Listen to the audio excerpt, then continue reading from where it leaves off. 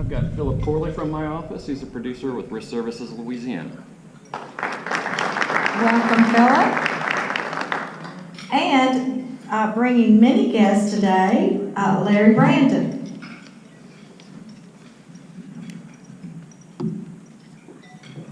What a joy it is to have some of my closest friends who I hold in high esteem. Of course, I'm going to start off with my son, Isaiah Brandon. He lives in Orlando, Florida, and hopefully he'll move back to Shreveport soon. Graduated college there. And along with him is his friend, and hopefully she'll become my daughter-in-law one day. She's at Granite State University, and she's Miss Junior, so keep me in your prayers. I do have Rashida Dawson. I'm so grateful for her. Would you please stand? And she's at Bank on Northwest Louisiana United Way. And then Stephanie Rogers, who is with the Real Reentry Program, and also she's at Southern University here in Shreveport. And then, of course, we have our sheriff with us today, our Sheriff Steve Prater, and we're grateful that he has attended, especially in his huge schedule. And then a friend, Charlie Pingery, who's at Wheeling, and a tremendous man. I really appreciate him. Then, of course, we have the senior district attorney, Wilbur Pryor, with us today. And thank you so much. And of course, DA, keep him in your prayers. He had a procedure on his neck, or else he would have been here with us today. Also, I'm grateful for Alvin Moore of the Christian Service Program. He's certainly doing a great job in feeding the hungry and caring for the neck. I'm grateful for Charlie Newbert. I'm grateful for my attorney, and I love to keep attorneys around me for some reason. But I'm grateful for Attorney Charlie Newbert and Attorney Carl Rice.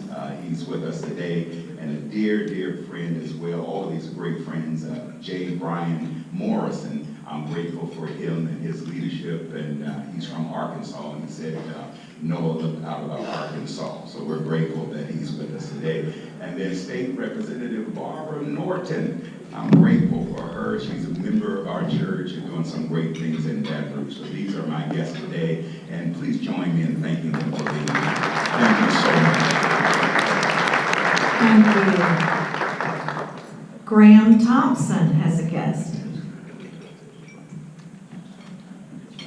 I'd like to introduce Paul McMurray.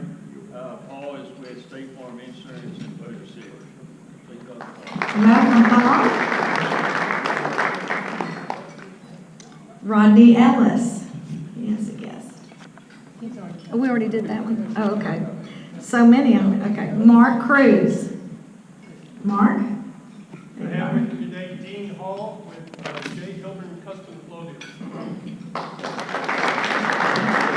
We welcome all the guests today. Thank you. John Lowe has an announcement for us. A presentation, actually.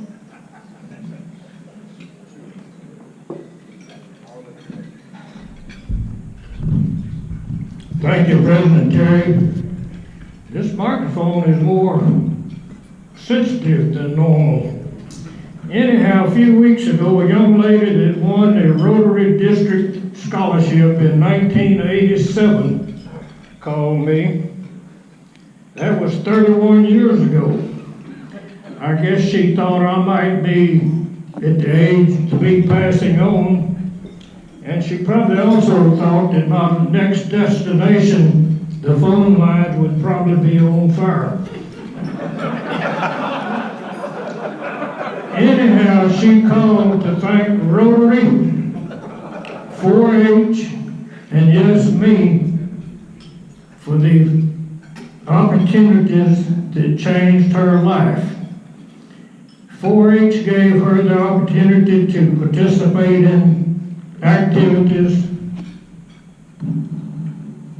that helped her gain some personal skills.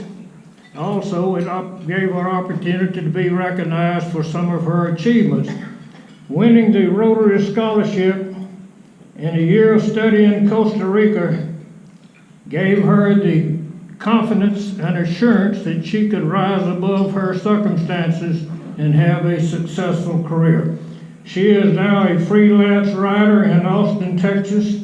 She told me several of her achievements, and one of her highlights was the opportunity to interview President George Bush.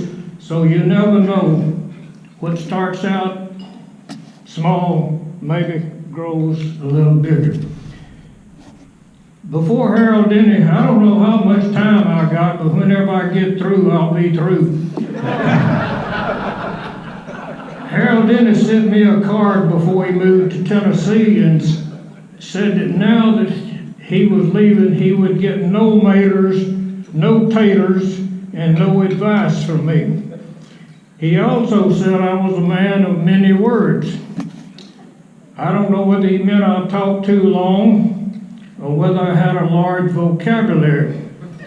But whatever the case, I follow the adage, speak now or forever hold your peace. Harold sent me a letter last week, and he said to pass on his regards to anyone who wanted it. And being typical Harold, he said that would not be a big chore. For those of you that are members, since we did this last year, about 70 years ago, this club started recognizing and honoring the outstanding boy and girl 4-H member in Caddo Parish. We started out as boy and girl, but they mature quicker today, so it's honoring the young lady and young man, outstanding 4-H members for this year. I would ask Stacy Baker to come up. Oh, there's Stacy. Stacy is a Byrd High School graduate. She has a real heart for serving everyone. She's been president of the Caddo Junior Leader Club. She's been in the shooting sports, an ambassador for shooting sports, active in livestock. She showed goats. Now, showing goats is a pretty good deal. She's also attended 4-H University at LSU. She just recently returned from a mission trip to Senegal, which is in Africa, I understand. She plans to attend Louisiana Tech. You want me to do You present it to her. Stacy, on behalf of the Rotary Public Shreveport, thank you very much for what you've done. Thank you. Turn this way. There you go.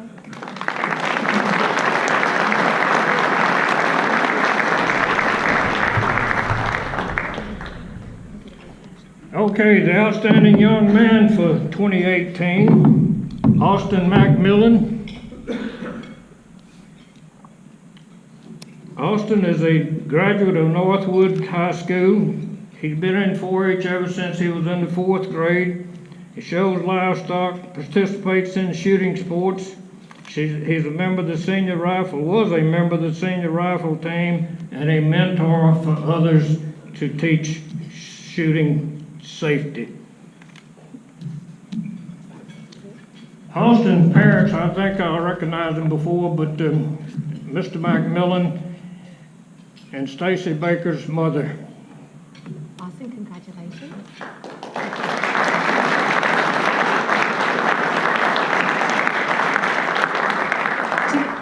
Can we get a picture of both of them together? With John. Oh, you gonna do me? We're going to.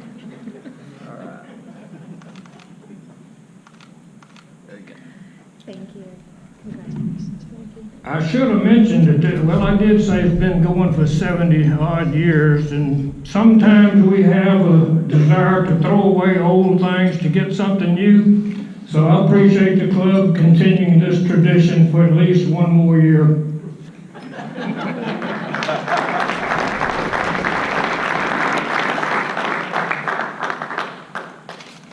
Thank you, John. I now have a PHF +2 for Margaret Wallace, and I have a surprise for her. Come on. I want Pastor Brandon to have more time. This is a good surprise. This is a good surprise. We got a letter in at the office. It says, "Dear Miss Ballou, Please find enclosed an honorarium for Margaret Wallace, a member of the Shreveport Rotary. Margaret is an amazing lady with such an altruistic heart. Since she loves the work done by and through Rotary, what better way to celebrate Margaret than contributing to an organization she loves? Her birthday is June 13th, so we felt it was a great time to honor her. Thanks to all the Rotarians for the work they do and the service they provide to make this community a better place. Blessings, Margaret Plunkett. Oh, how sweet. I have this long bio on you. Don't. I know. Skip it. Recently, she was with LifeShare Blood Center. Many people don't know that they changed the name in 1996 to LifeShare Blood Center around the time that Margaret was named the president and CEO. She was one of the key people in starting it and did so many instrumental things to make blood centers what they are today. Thank you very much for your contributions to the Rotary Foundation. Thank you. Here's your pen. Thank you. And thank you. Two more. That's sweet. Okay, thank you. Do you want to say anything? No, I won't blast it to say. All right. Thank my people in the Father. And with that, Jeffrey Thomas is going to introduce our program.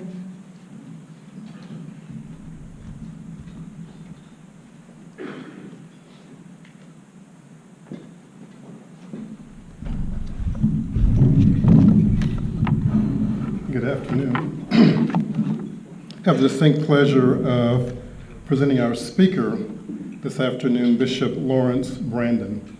He is the senior pastor and CEO of Praise Temple here in the Shreveport-Bossier area, and he's also the third presiding bishop of the Full Gospel Baptist Church Fellowship International. And just like a good Baptist minister, he's brought in a whole bunch of guests with money, and we appreciate that. He's also a life member of the Alpha Phi Alpha fraternity, and he's a highly sought-after speaker, counselor, and spiritual father. He's also the founder and organizer of LL Brandon Ministries. As a community leader and entrepreneur, he served as chairman of the Shreveport Regional Airport Authority, but resigned from that position when he was elected to the Louisiana House Ethics Board as its chairman.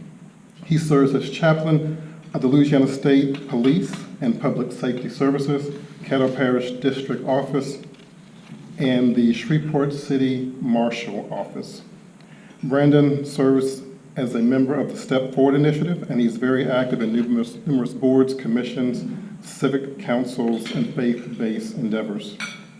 He is president of the Northwest Louisiana Community Development Corporation, and he's currently enrolled as a graduate student at the Graduate School of Theology, pursuing a Doctorate of Ministry degree in church ministries at Oral Roberts University in Tulsa, Oklahoma. He's also an author. He wrote the books Treasures in the Darkness, Holiness is Still Right, and You Complete Me. He is married to Wanda Brandon, and his 3 children are Jasmine, Isaiah, and Elijah. I've been in a few seminars, programs with Bishop Brandon, and he has a strong desire and love for our community, and he lives by the motto, "We are better together." I present to you Bishop Brandon.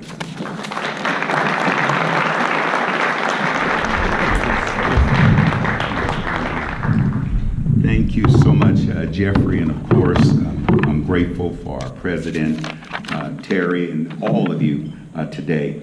And it's just, I'm very honored to have, again, my guests with me today.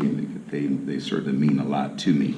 And this subject on reentry is very, very important to me as we continue to assist our community. Indeed, we are better together. And I'm on a time constraint, of course, and when I first started preaching in 1992, we didn't have time clocks, but now my media ministry, I refer to it as a timer, but they insist that it's a stop clock. And so I'm going to be watching my stop clock, if you would. President George Bush, our 43rd president, who I had the pleasure of meeting and sitting on a platform with him and discussing Social Security reform here in Shreveport years back, he said something. He said, "America is the land of the second chance, and when the gates of the prison open, the path ahead should lead to a better life. And I've held fast to that, and I'm grateful for our sheriff here today because I work with him, our Northwest Louisiana Community Development Corporation. We work with him along with Praise Temple, our church, in a collaborative effort to help with the reentry program. Once a month, we have some inmates that will come to our church, and we will share with them and help prepare them for reentry, to prepare them for a better life. And I think, as ladies and gentlemen here today, we're in a tremendous position to help our fellow citizens, once they re-enter into society, to experience a better life. Well, there's a certain few facts that I want to share with you in this presentation. As you know, incarceration rips families apart, and it creates arrest records and can leave a lifetime of emotional and psychological scars. Successful reintegration can make neighborhoods and families safer and more stable. 67%, the majority agrees that building more jails and prisons to keep more people in jail does not reduce crime, including 61% of rural Americans. Well, recidivism, we hear that often. What is it? And not to insult your intelligence, but the definition of recidivism, whether it is rearrest, reconviction, or reincarnation, and the methodologies used to calculate it varies from state to state and at the local level. The complexity of measuring recidivism is this. There's 2 points I'd like to lift, is that there is no monolithic nationwide correction system. Number 2, fewer than 1 in 3 states track recidivism for the 3.7 million people on probation. Well, here's the national facts and national trends that I would like to share with you. Is that as of 2012, still over 2 million people are incarcerated in prisons and jails across the country. The American criminal system holds almost 2.3 million people. We have 1,719 state prisons, 102 federal prisons, 1,852 juvenile correctional facilities, 3,163 local jails, 80, it says Indian, I should say Native Americans, 80 Native American country jails, as well as military prisons, immigration detention facilities, civil commitment centers, state psychiatric hospitals, and prisons in the U.S. territories.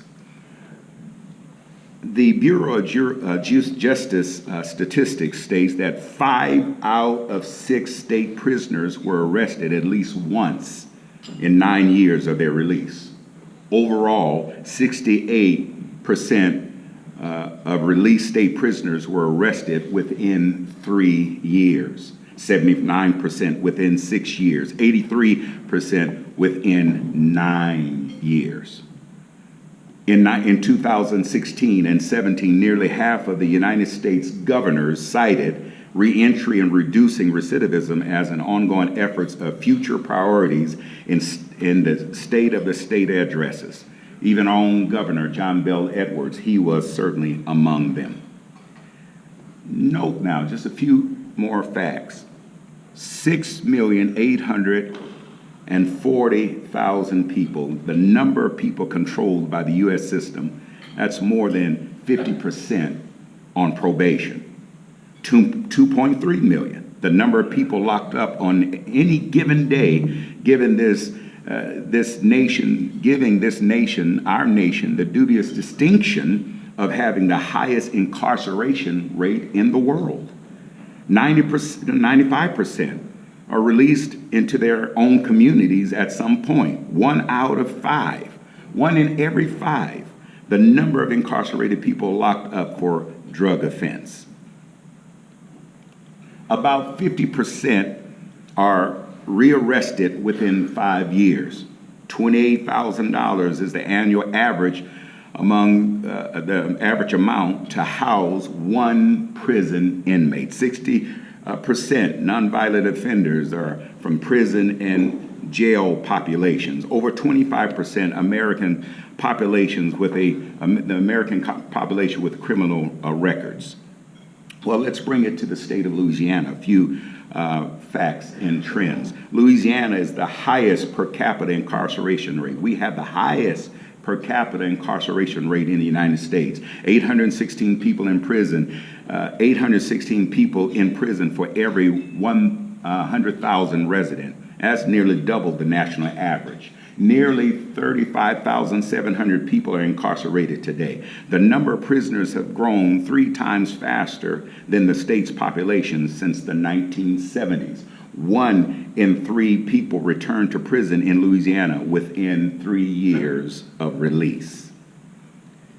In 2011, Louisiana housed 39,709 adult inmates. In 2014, the 3-year recidivism rate was 35%. The 5th-year recidivism rate was 44%. 2015, 72,176 under probation in the parole system. In 2017, Louisiana housed 33,739 adult inmates, 31,782 in the male population, 1,957 female population, and lifers, 4,824.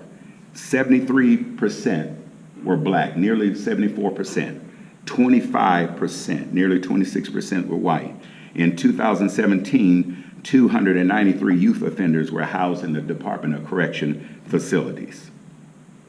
1 out of 6 black Louisiana males have been incarcerated during their lifetime.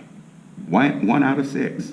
65% black men were born, 65% of the black men that were born in 1965 have a prison record. I was born in 1965. 21% in 2010. 21% Louisiana black males between the ages of 19 and 64 currently either they're incarcerated or under probation or parole supervision. 13,000, the number arrested for marijuana in 2013. 11 times more blacks than whites arrested for marijuana in 2013. 1 out of 3 black males born in 2010 will spend their time in prison in their lifetime, it is said. Well, let's come home to Northwest Louisiana. There's a few facts that I would like to share with you. 6.6 is the percentage of the total incarcerated in the state from Cattle Parish, and that's 2,227. 6.6 percentage of the total male prisoners who are from Cattle Parish is 2,097. 5.8 is the percentage total of female prisoners who are from Cattle Parish. That's 113. And then 8.3% is the percentage total of lifers who are from Cattle Parish. It's about 400. And 11.3% percentage of youth offenders from Cattle Parish, about 33. Shreveport and Cattle Parish is part of the Northwest region, as you know. And according to the Department of Correction state map, the recidivism rate below is from 2012 for those released in 2010. If you notice, Webster Parish at 44%, Claiborne Parish 54%, Jackson 53%, Natchitoches 57%, Sabine 59%, Bossier 49%, Benville 48%, Wynne 41%, Red River 47%, DeSoto 58%, and Cattle Parish is at 58%. Well, this is where we come in. The road to successfully re-entering our citizens. It's an issue, it's out there, we can't hide from it, but we can do our part to make our community better and for our fellow citizens to have a better life. Here are a few best practices that I would like to suggest. And number 1 is housing. It's important for us to be aware of the housing need. Each year, the sheriff can share with you, each year, many of our offenders are released homeless, putting them at a great risk of being returned to prison. And to reduce the likelihood of recidivism, Washington State has implemented the Reentry Housing Pilot Program to provide housing assistance for high-risk, high-need offenders leaving prison without a viable place to live. housing is important. Education and training is important. Sheriff has a great program, and we're working with him in regard. Receiving correctional education while incarcerated reduces an individual's risk of recidivating after release. On average, inmates who participated in correctional education programs had 43% lower odds of recidivating than inmates who did not. 13% points reduction in the risk of recidivating for those who participate in correctional education programs versus those who do not. So as you can see, education is very important. To sustain employment is key. Housing, education, sustain employment. About two-thirds of the human resources professionals surveyed say that their company have experienced hiring individuals with criminal records.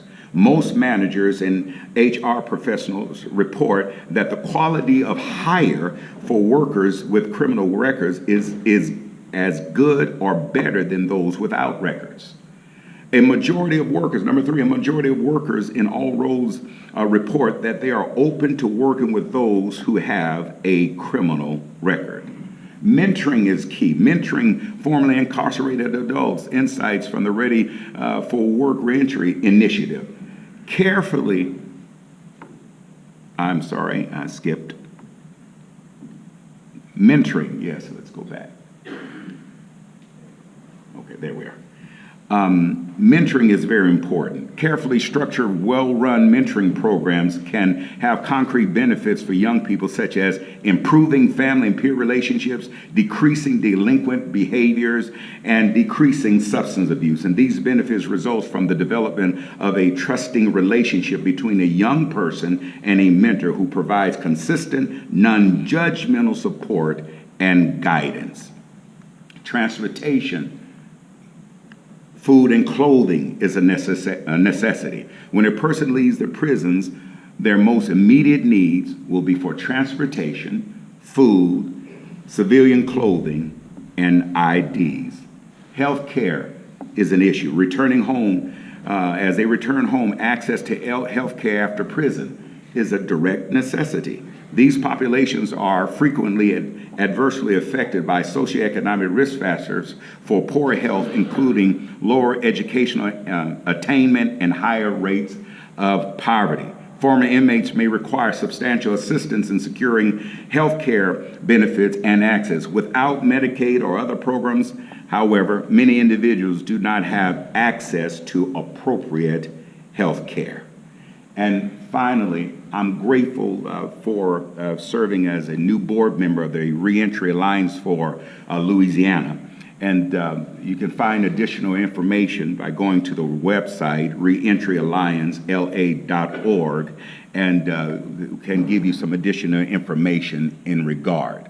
But reentry is key, and as a business owner, as a pastor, I have a particular young man who was formerly incarcerated, but he was given a second chance, and he's working well in our church. When I say working well, he's one of our top staffers at our church, but he has a record, he was given a second chance. So I want to encourage each of you that can and will, let's work with our sheriff, let's work with our prisons to help provide our citizens a better life by giving them a second chance. Thank you so much for this opportunity to share with you. At this time, I'll entertain any questions or comments, and I do have some heavy hitters that are here that will help me if I get stopped. Yes, please. Bishop, I wrote down the list of all the things you named here. The guy walks down the list of the state prison now, or even the sheriff's prison up there. What does he get? Does he get any money, or does he get bus tickets, or what when he leaves the prison? Sheriff, would you like to? We see that he has an ID. That's all I can say. Our reentry program, we see that he has an ID, and that's it. That's all we're able to do for him. We don't have the funds to supply clothes and supply transportation and food and such other things. And so here locally, we work with the sheriff. So those who come to us, we work with the Christian Service Program. And they have clothing and they provide food every day except for Christmas Day, but every day. So we help the sheriff in that regard to, start them off there. So it's a collaborative effort. It's a team effort. Thank you, State Rep.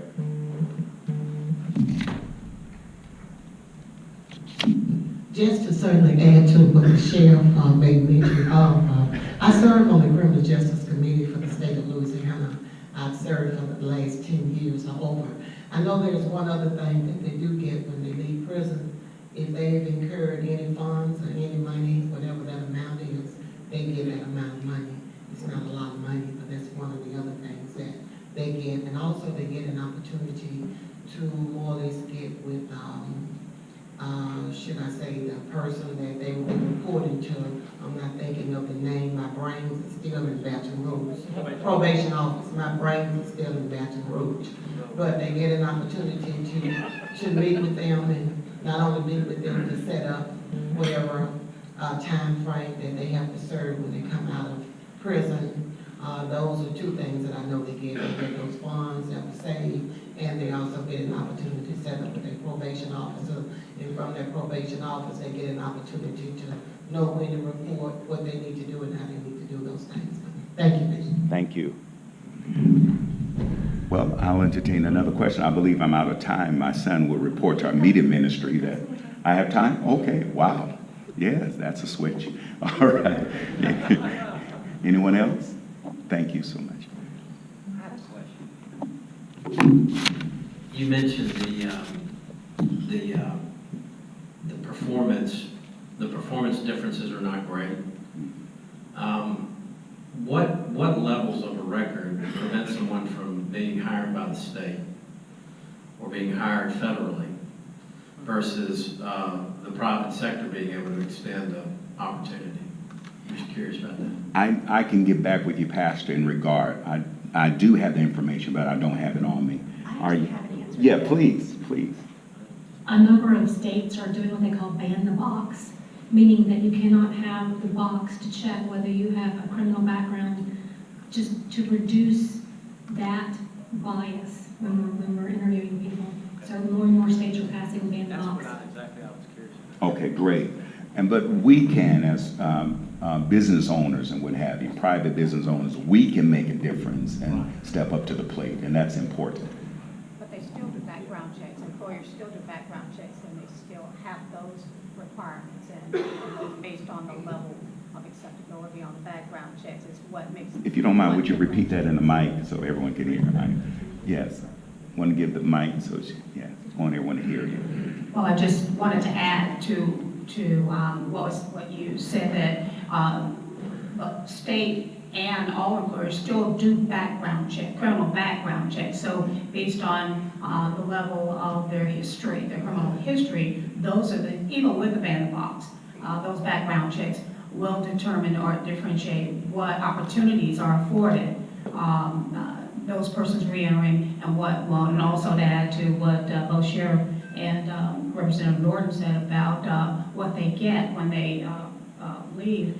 When they report to their probation or parole officers, they also get a list of employers who hire reentering citizens. So that's a valuable service. So in addition to Sheriff Prater's reentry facility up there with Captain Boone, David Boone, and so forth, and Goodwill Industries, I want to mention them as well, who provide additional support services, along with Bishop Brandon has a program as well. There are a lot of opportunities available that's happening right here in Caddo Parish. Thank you so much. And what I'll speak to from that too is from the school district perspective, we're a large employer, is that we do accept all applicants. Now we do the background checks, and depending on what job you're applying for and the level of the offense, that will determine if you can be employed. But there are situations where there are felonies that may be working within our system, but they just won't work in a capacity directly with children. But that can happen. And now my lawyer's waiting for Thank you. The superintendent's lawyer. There are actually a series of convictions that you cannot hire from. In actuality, the statute says there are certain convictions that even if it's expunged, you're able to get that information and you cannot hire from that list. And this is required by the state, so it's to protect the children. So there are a list of, and I did the list, it's about 3 or 4 typewritten pages of all the statutes that you're not unable to hire for. And some of them are misdemeanors, it's not just, it's dealing with violence and things like that. Thank you. Any additional questions? Well, thank you for your time. Time is valuable. Listen, we're in a great position to make a difference, and all of us can make a difference. We are better together, and in order to ensure that our fellow citizens have a better life, let us all do our part, and we certainly can make a difference. Thank you so much for your time. God bless.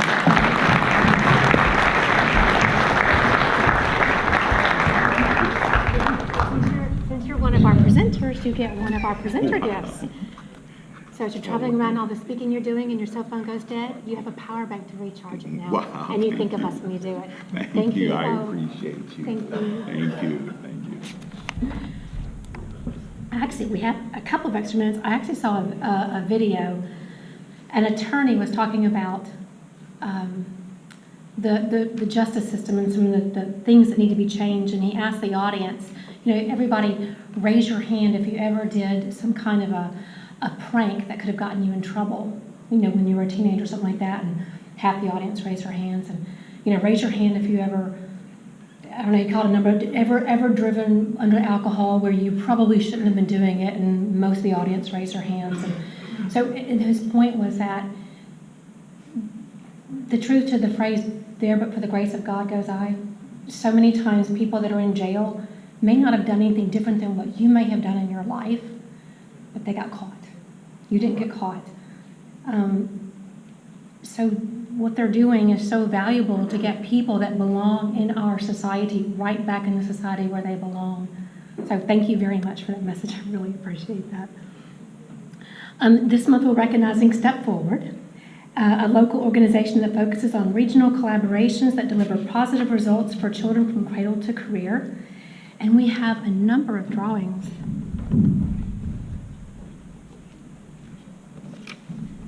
A number of prizes, I should say.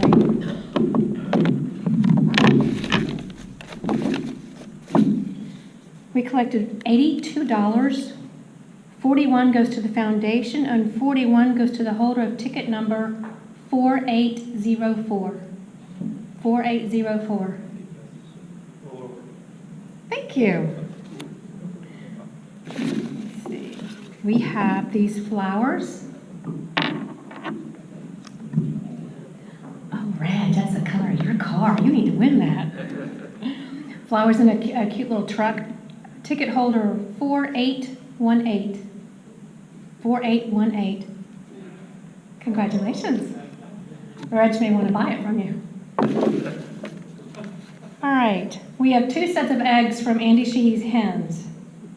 Ticket 4846. Congratulations.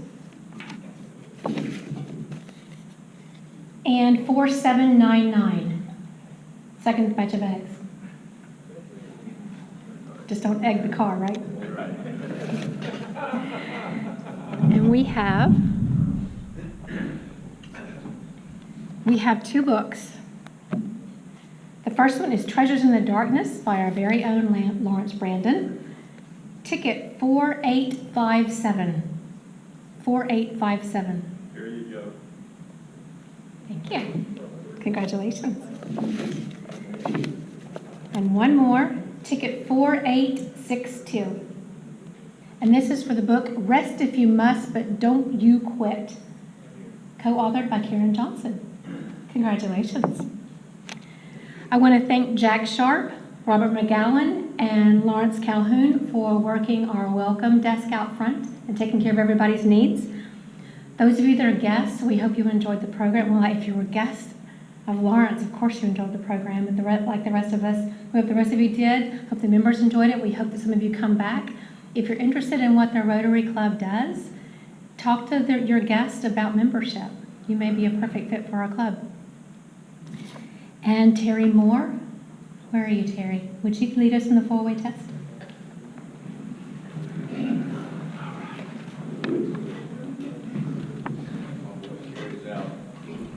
Four-way test. Is it the truth? Is it fair to all concerned? Will it build goodwill and better friendships? Will it be beneficial to all concerned? With that, the Rotary is adjourned. Thank you.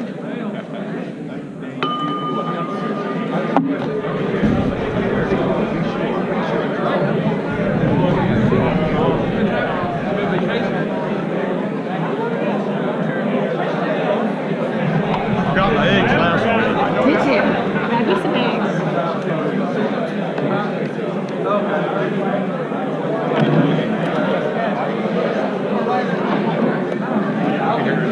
Okay. Hi, Terry. Oh, good. Sure. Well, thank you very much. Thank you. I'm really glad that you did all for it. It blesses me. Thank you. Hey, Charlie, good for you. I tried to clap. I was the only one. I made a fool out of myself, so I went, stop. Well, sometimes they do, sometimes they don't. You did great. You did great. I'm thinking, what's the matter with this crowd? Gee, Ray took guts to get up there and do that. I know he's got a, yeah, I've seen him at church.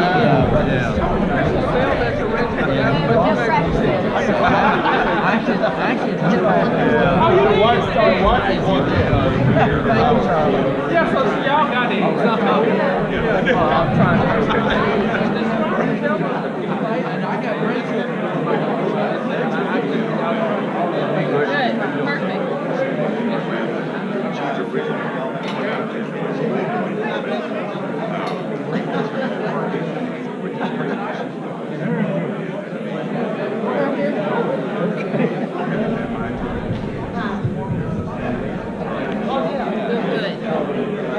I know where you hid those.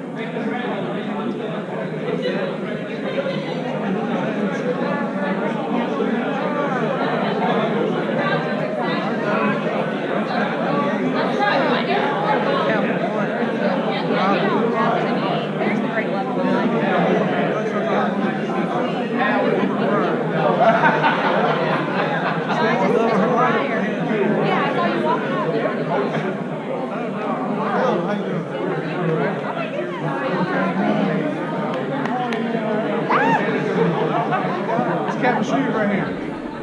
How you doing?